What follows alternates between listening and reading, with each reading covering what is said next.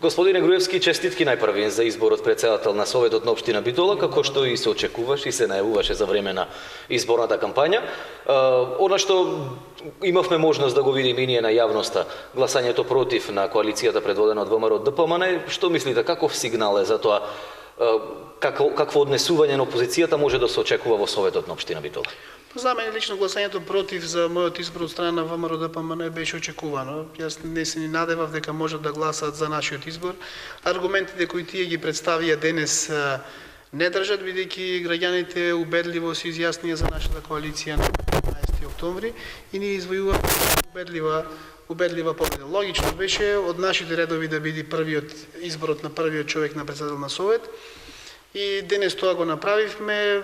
Јас сум задоволен што покрај нашата коалиција за мене гласа и советниците на поинаку и советникот од Демократската унија за интеграција, така да 20 гласа за мојот избор е една голема обврска која во наредниот период се надевам дека ќе оправда.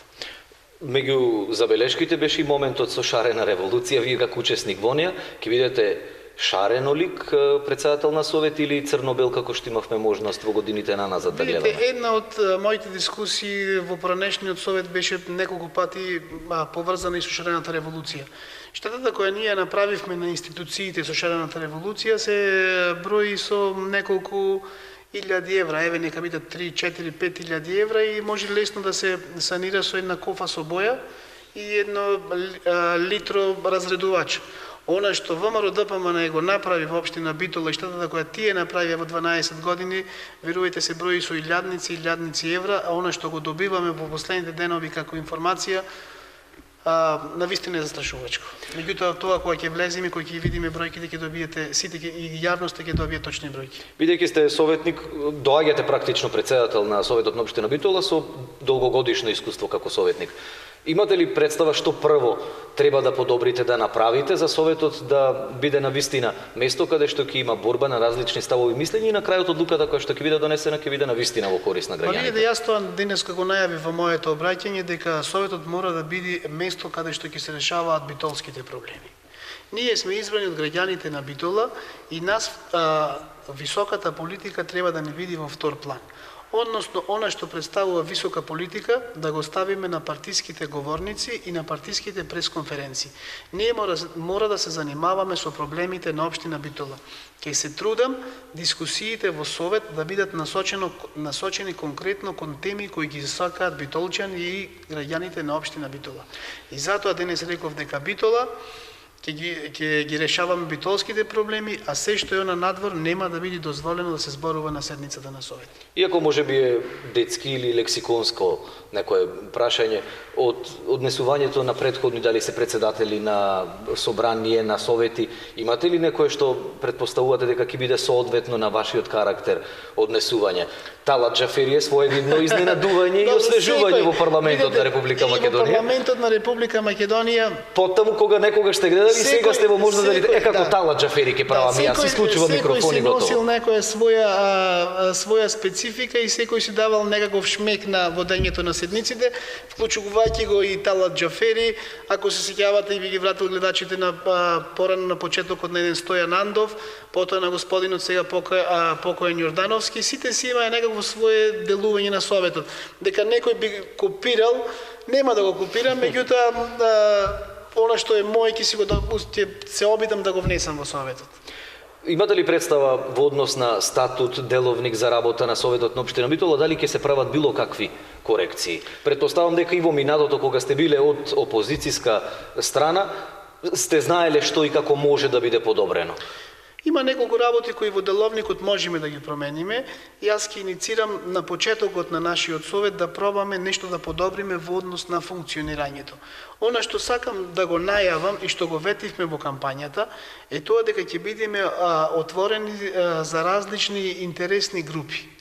Значи, мора да направиме начин со кој ќе комуницираме со одредени интересни групи во градот. Ако го зборувам за интересни групи, или можеме да ги крстиме поинаку, меѓутоа зборувам, да речеме, за проблемите на угостителите, зборувам за проблемите на спортистите, зборувам за проблемите на занаетчиите, на стопанствениците, на спортистите.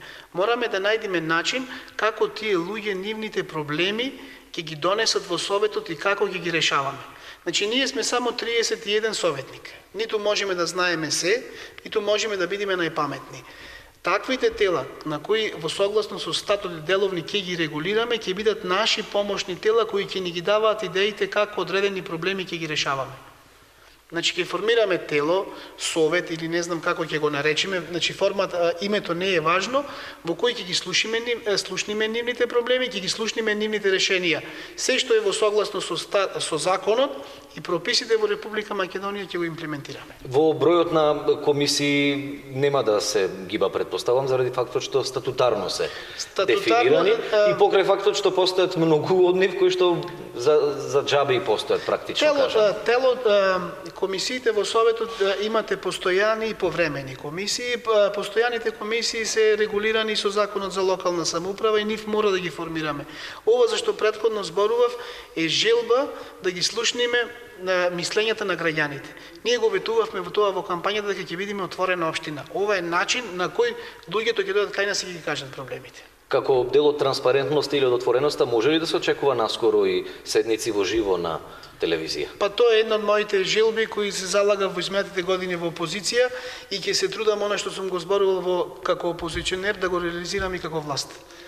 Сигурно нема да бидат во овие 2 месеци, бидејќи буџетот е веќе, по нашите сознанија, е веќе потрошен, меѓутоа верувајте дека од наредната година ќе најдеме форма и заедно и со вас, како локален медиум и со другите локални, да видиме како тој совет да го направиме подостапен до граѓаните. Еден од начините е директен пренос на седниците на совет на локалните медиуми. Кога може да се очекува првата седница? Па мислам дека веќе се договоривме на 1 ноември, во среда ќе биде фактички втората седница на Советот. Така, ова е веќе првата конститутивна. Втората седница ќе биде на 1 ноември. Ви благодарам многу за гостувањето, ви посакувам успешна работа.